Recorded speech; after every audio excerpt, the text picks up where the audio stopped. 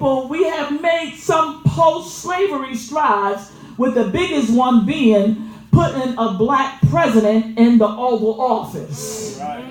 However, as a people, we are not ignorant to the fact that racism still exists. Amen. And this is why there was a need, and I believe there will always be a need for black liberation theology. Yes. Now, let me just tell you who is the founder, who came up with this concept of black liberation theology. What I learned while I was in seminary is that there's a lot of different types of theology that speaks to all different types of classes and culture of people. There's a Protestant theology. There's a Methodist theology. There's an Anglo-Saxon theology. There's a Catholic theology. But somewhere in between all there, we couldn't find us something to identify with us as a people. You better preach, Reverend Sandra. All right. So, James Cone, he is the author. He's the founder of Black Liberation Theology. And then I bought his book, and I just took, this is the book, it's a wonderful book, and I just took a few lines of what he said about it. He said that, and this is a very learned man. He has his doctorate in systematic theology. Amen. He teaches at Union Theological Seminary. It's like the Ivy League of seminaries. It is like the Harvard of seminaries. And he's a professor at Union Theological Seminary right there in Manhattan. I have had a class with him a time or two. So what he says in his book, he says, I knew that before I could say anything worthwhile about God and the black situation of oppression in America, I had to discover a theological identity that was accountable to the life, history, and culture of African American people. I had to find a theology that identified with the African American people, and you go in line, the African American people, stop laughing, African American people and the plight.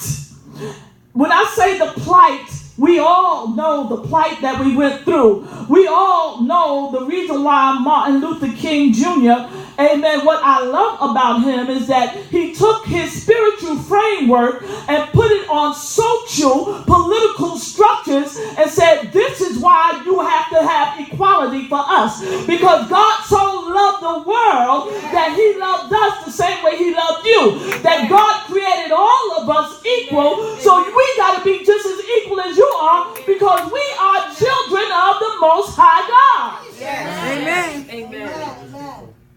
Jesus. God made everything beautiful. He said that we are fearfully and wonderfully and beautifully made. Amen. God said that when I made people, he said that when he was finished, he said he called it good. Yes. Amen. So how do I become not even not good?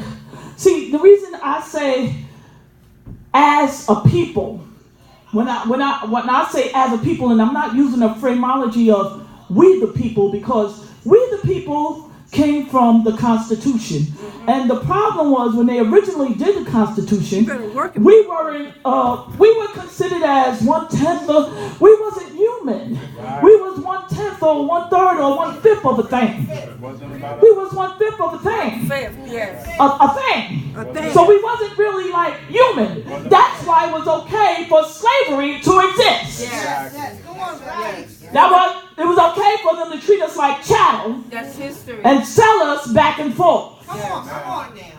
So Cone says, I have to find a theology to fit these people. And Martin Luther King says that, and even Cone says that Martin Luther King was the most prolific theologian because he used his theology, he used his Jesus to go up against those laws of an inequality towards us. And some of the laws did actually get changed because a minister, a Christian man of God, went up against society and said that this is not equal at all. Amen. Amen. Preach, brother. And he marched in the dogs and the water and the jail and the hangings. Because this is not equal and my Jesus won't let me sit down on this. So Cone says, I was searching for a way to create a Christian theology out of the black experience of slavery, segregation, and the